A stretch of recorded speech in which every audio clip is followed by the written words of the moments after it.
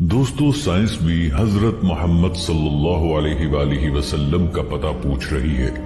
آپ صلی اللہ علیہ وآلہ وسلم نے بیت الخلاء میں تھوکنے سے کیوں منع فرمایا؟ آج کی جدید سائنسی تحقیق نے فرمودات نبوی صلی اللہ علیہ وآلہ وسلم کی حقانیت کو ثابت کر دیا ہے۔ ناظرین، آپ صلی اللہ علیہ وآلہ وسلم نے فرمایا، فجر، اشراق، عصر، مغرب اور عشاء کے دوران سونے سے باز رہا کرو۔ آج میڈیکل سائنس نے ڈسکور کیا ہے کہ کرۂ ارض پر فجر اور اشراق کے دوران آکسیجن کی مقدار بہت کم ہوتی ہے۔ اگر ہم اس وقت سو جائیں تو ہماری طبیعت میں بوجھل پن آ جاتا ہے، ہم آہستہ آہستہ چڑچڑے اور بیزار ہو جاتے ہیں۔ عصر سے مغرب اور مغرب سے عشاء کے درمیان آکسیجن کم سے کم تر ہوتی چلی جاتی ہے۔ ہم اگر اس وقت سو جائیں تو ہمارا جسم آکسیجن کی کمی کا شکار ہو جاتا ہے اور ہم 10 مختلف بیماریوں میں مبتلا ہو سکتے ہیں۔ ان 10 بیماریوں میں دمہ بھی شامل ہے، لہذا یہ اوقات سو کر نہ گزاریں۔ آپ پوری زندگی صحت مند رہیں۔ آپ صلی اللہ علیہ وآلہ وسلم نے فرمایا کہ بدبودار اور گندے لوگوں کے درمیان نہ بیٹھا کرو۔ یہ حکم بھی حکمت سے لبالب ہے۔ بدبو انسان کو ڈپریس کرتی ہے، جبکہ خوشبو ہماری توانائی میں اضافے کا باعث بنتی ہے۔ انسان اگر روزانہ 10 منٹ بدبودار اور گندے لوگوں میں بیٹھنا شروع کر دے تو یہ 20 دنوں میں ڈپریشن کا شکار ہو جائے گا۔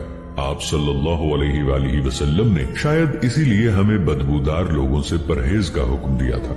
آپ صلی اللہ علیہ وآلہ وسلم نے فرمایا کہ ان لوگوں کے درمیان نہ سوئیں جو سونے سے پہلے بری باتیں کرتے ہیں۔ یہ فرمان بھی حکمت کے عین مطابق ہے۔ آج سائنس نے ڈسکور کیا کہ نیند سے قبل ہماری آخری گفتگو ہمارے خوابوں کا موضوع ہوتی ہے اور یہ خواب ہمارے اگلے دن کا موڈ طے کرتے ہیں۔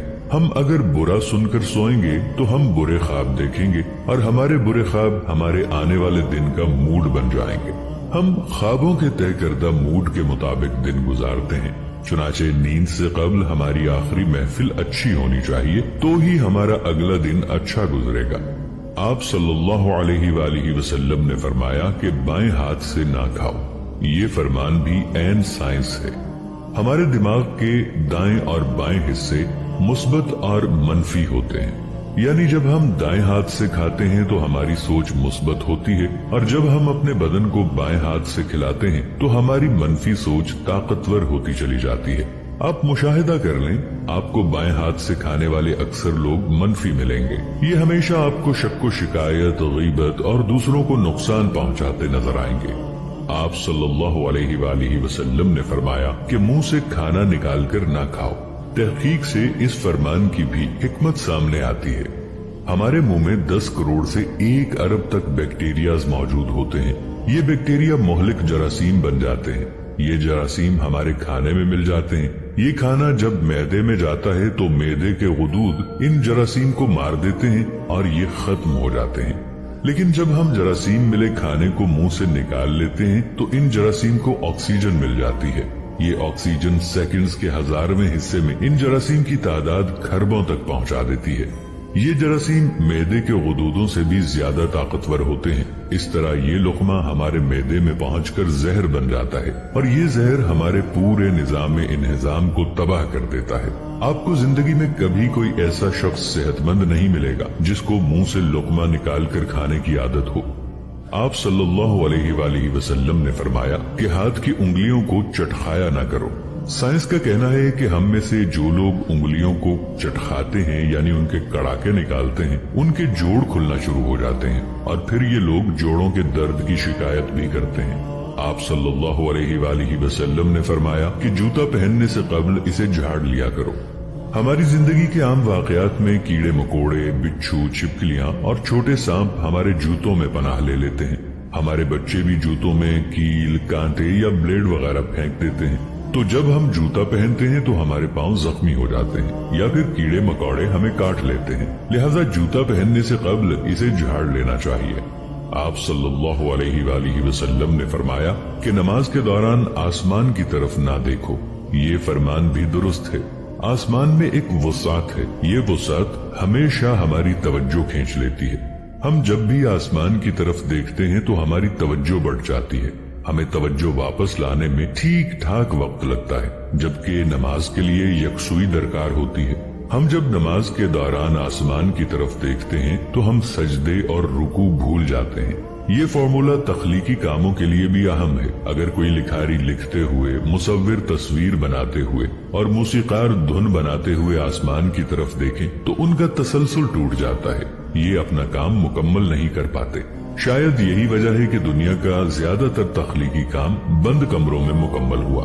अंबिया, औलिया और बुजुर्गाने दीन ने भी बंद जगहों पर अल्लाह से लो लगाई। आप सल्लल्लाहु अलैहि वसल्लम ने फरमाया कि रफ़े हाजत की जगह मतलब टॉयलेट में मत थूको। ये हुक्म अपने अंदर दो हिकमतें रखता है। बैतुल खला में थूकने से बाद में आने वालों को भी तकलीफ होती है, और दूसरा, टॉयलेट्स में लाखों किस्म के जरासीम होते हैं। हम जब थूकने के लिए मुंह खोलते हैं तो ये जरासीम हमारे मुंह में पहुंच जाते हैं और फिर ये हमारे लुआब में यानी थूक में परवरिश पाते हैं। ये मैदे और फेफड़ों में पहुंचते हैं और फिर ये हमें बीमार कर देते हैं। आपको ये जानकर हैरानी होगी कि हमारी नाक जरासीमों को फेफड़ों तक नहीं जाने देती। हमारी नाक से सिर्फ केमिकल जिस्म में दाखिल होते हैं। जरासीम ज्यादातर मुंह से बदन में उतरते हैं और इनका बदन में दाखिल होने का सबसे बड़ा जरिया बैतुल खला यानी टॉयलेट्स होते हैं। चुनाचे आप टॉयलेट में लंबी लंबी सांसें लेने, थूकने, गाना गाने, आवाजें देने और मोबाइल फोन पर बात करने से परहेज करें। आपकी सेहत अच्छी रहेगी। नबी करीम सल्लल्लाहु अलैहि वसल्लम ने फरमाया कि लकड़ी के कोयले से दांत साफ ना करो।